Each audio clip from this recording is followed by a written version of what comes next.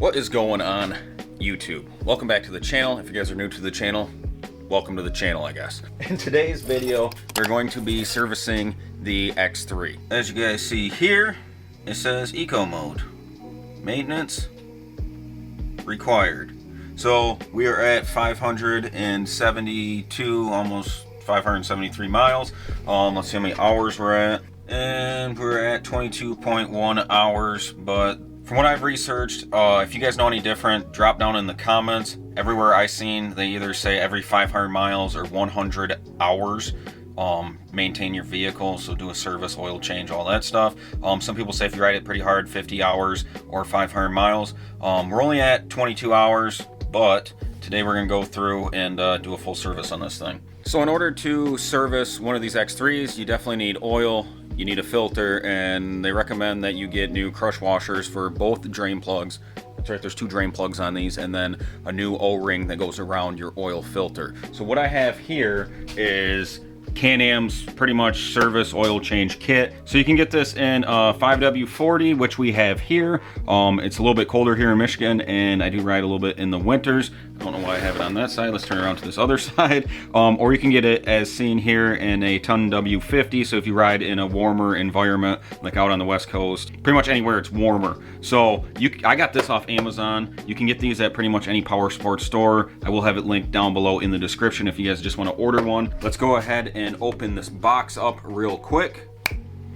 So what you get in the box, as seen right here, is 4 quarts of oil. These do take 3.7 quarts, I believe, somewhere right around there. So they send you 4 quarts. You get your crush washers and O-ring deal for your oil filter, and then a new oil filter. I will have a couple other tips and a couple other things that I'm going to be using to change the oil on this thing just to make it a little bit easier. And then at the end of the video, we'll reset the maintenance reminder on the dash, and then we'll pull the clutch cover off, look at our belts, inspect the clutches, and then blow out whatever dust is in there. So the drain plugs on this thing are actually located way down here. They're hard to see. The actual oil filter, though, is up here on top. You're going to take 3 screws out and then pull the filter out, and then to fill it with oil, the actual dipstick is located, it's going to be hard to see, but it's way up in here, the yellow deal right in there, and it's not focusing. But anyways, to make that easier, instead of trying to pour everything through there, what we're gonna do is take this storage rack bow case off. If you guys want to see the install video, I'll put a card up in the top corner of me installing this $40 bow case that I use as a storage rack. So we're gonna pull this off and then pretty much dump the oil down a funnel straight down into it instead of trying to finagle it through all that stuff down there. Next, what you're gonna do is fire the engine up, let it idle for, I don't know, 2 minutes or so. Just let it warm up a little bit to thin the oil out. Don't know why I'm in 4-wheel drive. Alright, after you let the engine idle for a couple minutes to warm the oil up, make it a little bit easier to drain out, go ahead and shut it off. And if you live in a warmer climate, you probably don't need to let it even idle for a couple minutes. So it's probably going to be hard to see, but up in here, you have a 17 mil magnetic drain plug, and then you have a 10 mil right next to it. I'm gonna go ahead and zoom this back out. There's not really a good angle to get with the camera since this is an XRC. The whole bottom of it is a skid plate. So what I'm gonna do is I got my little light shining down there. I'm just gonna reach in from the side and try to take them out through the side there. But to make this a little bit easier, since it's a pain in the ass to get the oil out without it getting on everything, I'm going to take a little funnel and stick it in there and then run it down below to my drain pan. And if you get oil all over this thing, I mean, it happens. There's not really a way to do this without getting oil all over, so it's smart to have a little bit of parts brake cleaner on hand just to try to wipe it off when you're done. So as you guys see here, I have the 10 mil out. I still have the 17 mil magnetic drain plug in there. So I figured the easiest way, since there's not a whole lot of room and you have to work through this little area here, since I don't feel like taking all my rivets out to get my skid plate off, I'm just going to let that 10 mil drain out until it kind of slows down. And then I will remove the funnel. As you guys can see, I have a funnel wedged in there so oil isn't just splattering all over that drain plug. And then I have it draining down into my drain pan. So I did release the cap for the dipstick just to kind of relieve pressure on there. So what I'm gonna do is just wait. There's probably an easier way to do this. If you guys know, definitely drop it down below in the comment section. But I'm just gonna let this drain out. Once it slows down or comes to a stop, I will remove the funnel and then take out the 17 mil drain plug. All right, so after you take the small drain plug out, it definitely doesn't drain all the oil, not even, I don't think, a third of it. Definitely recommend, if you have an XRC and you have the skid pan underneath your machine, get one of them little flexible funnels. They're like this same size, but they're just flexible, so you can cram it in there. I could have probably got mine back in there after I got the 17 mil magnetic drain plug out, but it was too far away and I was laying under the machine, so now I have oil all over underneath it. Live by my example. Next, what you're gonna do is grab your new crush washers, put them on your drain plugs here, and then go ahead and throw them back in.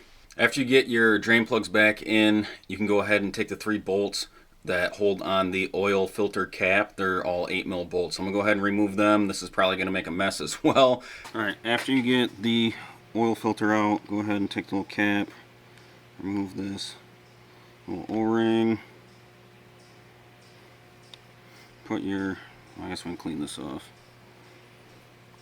Take your new O-ring, put it on there, like so. Make sure it's all pushed down, and take a little bit of this oil, rub it around the outside. Just to help it seat when you put it back on.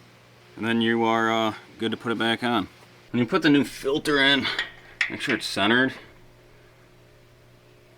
And then push it, make sure it goes all the way down and kind of makes it a little seal.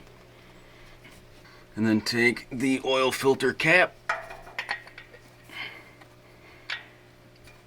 and drop that back on. You're good to put them 8 mils back in there, which are right here.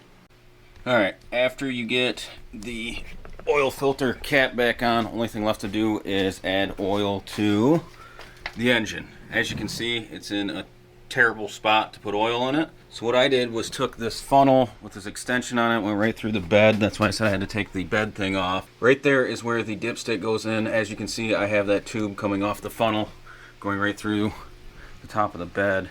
And I'm just going to add my oil that way instead of trying to pour it all over the engine.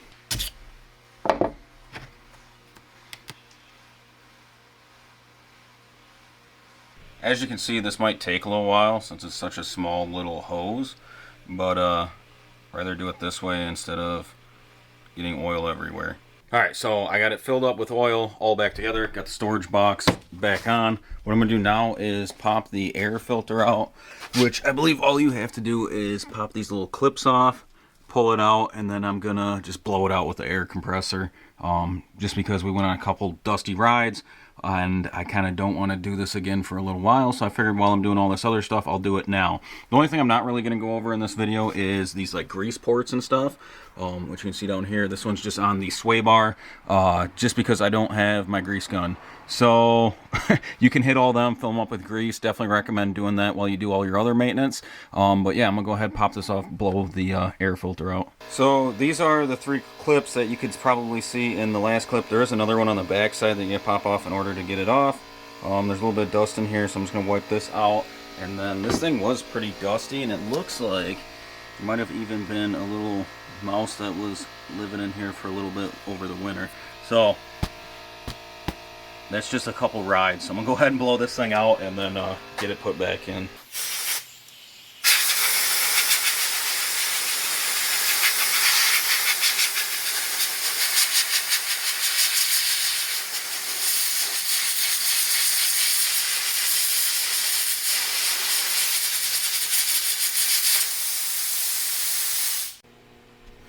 So when you guys go to put this back on, there is these little female tabs, one on each side. You just have to make sure that you line them up with the male tabs. That one's kind of hard to see, that are on each side.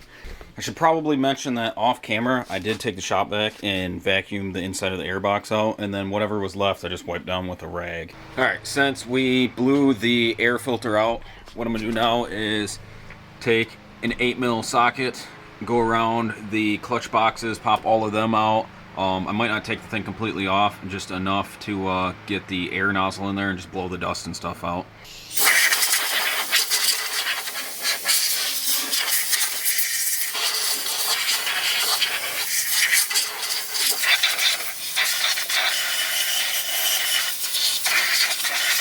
So now that we're pretty much done with all the maintenance, minus greasing all the grease ports, there's only one thing left to do. I already did it, which I should have did it on camera, but usually you have a little wrench sitting there that reminds you, hey, do your maintenance, and it'll pop up when you start it. All you gotta do is reset it, press the menu button, boom, go through to settings, okay, and then it'll say reset. Just hold down the OK button, and that's it. So that pretty much does it for the servicing the X3. If you guys have any questions, feel free to drop them down below in the comments, and if you guys have any tips on ways to do this any easier, feel free to drop that down below as well, so I can apply them towards next service that we do on this thing. And if you guys aren't subscribed, make sure you subscribe. I am doing a merch giveaway. We are less than 200 subs away from a merch giveaway, so if you guys don't want to miss out on that, make sure you subscribe, turn on that bell so you don't miss notifications, so when I do the giveaway video, you'll be aware, you can comment, you can be entered to win, it's all free. But yeah, if you guys like this video, please smash that like button. It really helps out the channel. Really appreciate it. Till next time, guys, I'm out.